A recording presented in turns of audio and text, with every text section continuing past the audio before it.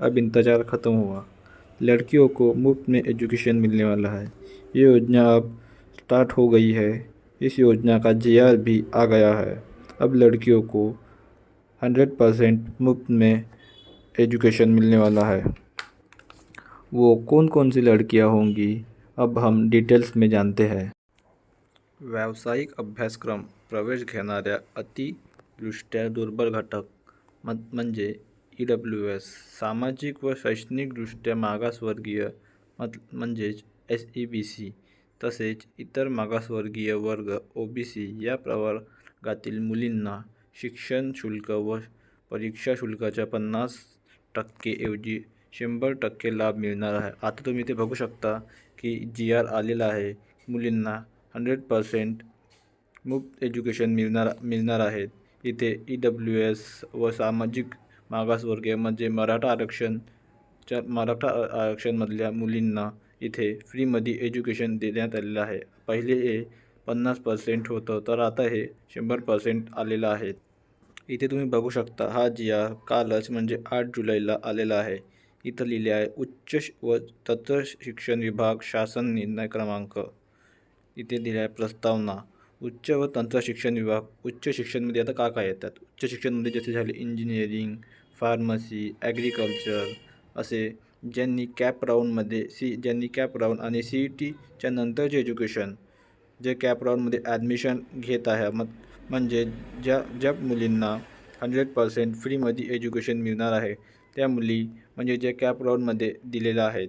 आणि इथे दिलेलं आहेत अभ्यासक्रमांना केंद्रीभूत प्रवेश प्रक्रियेद्वारे घेणाऱ्या इतर मागासवर्गीय OBC, आर्थिकदृष्ट्या दुर्बल घटक EWS आणि सामाजिक व शैक्षणिकदृष्ट्या मागासवर्गीय SEBC या प्रवर्गातील वार्षिक कौटुंबिक उत्पन्न 8 लाखापेक्षा कमी असलेल्या पात्र विद्यार्थ्यांना शिक्षण शुल्क व परीक्षा शुल्क 50% लाभ देण्यात आहे। म्हणजेच ज्या मुलींच्या वार्षिक कौटुंबिक उत्पन्न 8 लाखापेक्षा कमी असेल ते मुली यांचा लाभ घेऊ शकतात।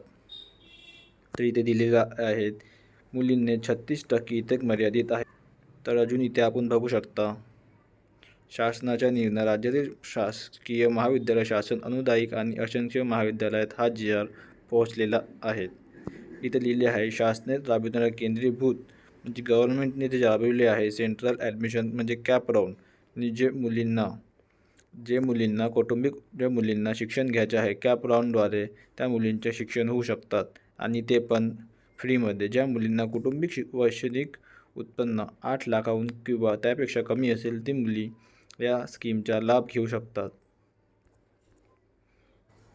तर इथे आपण बघू शकता 100% लाभ देण्यास शैक्षणिक वर्ष 2024-2025 पासून शासन मान्यता देण्यात येत आहे। तसेच यासाठी येणाऱ्या 906.5 कोटी एवढ्या अतिरिक्त आर्थिक भारास मान्यता देण्यात येत आहेत। तर इथे आपण बघू शकता इथे दिलेलं आहे 8 लाखाहून वार्षिक कमी उत्पन्न पाहिजे त्या मुलींना देण्यात आहे। आणि इथे दिलेले मराठा आरक्षण व सुविधा, मराठा आरक्षणमधल्या ज्या मुली आहे त्यांना देण्यात येलेलं आहे। EWS आरक्षणातून प्रवेश घेणाऱ्या विद्यार्थ्यांना राजश्री छत्रपती शाहू महाराज शिक्षण शुल्क शिष्यवृत्ती योजनेअंतर्गत अनुज्ञेय करण्यात येत आहे। म्हणजे इथे शिष्यवृत्ती पण तुम्हाला मिळणार आहे। इथे दिलेलं आहे शिष्यवृत्ती आरक्षणातून शैक्षणिक प्रवेश घेणाऱ्या विद्यार्थ्यास राजश्री शाहू महाराज शिक्षण शुल्क शिष्यवृत्ती योजनेचा लाभ प्रथम वर्षातील मिळाल्यानंतर ही सवलत त्यांचा अभ्यासक्रम पूर्ण होईपर्यंत अनुदेय राहील। आणि इथे दिलेलं आहे जसे की EWS मधल्या मुलींना EWS सर्टिफिकेट सबमिट करावं लागते। तसाच उत्पन्नाचा दाखला पण त्यांना सबमिट करावा लागेल आणि हा उत्पन्नाचा दाखला फक्त त्यांना पहिल्या वर्षी म्हणजे फर्स्ट इयरमध्ये सबमिट करावा लागेल आणि त्यानंतर त्यांना ही सबमिट करायची गरज नाही। या GRमध्ये तुम्ही बघू शकता असं लिहिलेलं आहे। हे बघा EWS आरक्षणातून शैक्षणिक प्रवेश घेतलेल्या विद्यार्थ्यास राजश्री शाहू महाराज शिक्षण शुल्क शिष्यवृत्ती योजनेचा लाभ घेणं प्रथम वर्षातील मिळाल्यानंतर ही सवलत त्यांचा अभ्यासक्रम पूर्ण होईपर्यंत म्हणजे तुमच्या एज्युकेशन पूर्ण होईपर्यंत अशा विद्यार्थ्यांना दुसऱ्या वर्षातील दरवर्षी उत्पन्नाचे प्रमाणपत्र सादर करण्याची आवश्यकता नाही। जसं मी आता सांगितलं आहे की तुम्हाला फक्त पहिल्याच वर्षी एज्युकेशन उत्पन्नाचा दाखला मतलब इन्कम तुम्हाला पहिल्या वर्षी सबमिट करावं लागेल आणि दुसऱ्या वर्षीपासून ही गरज नाही.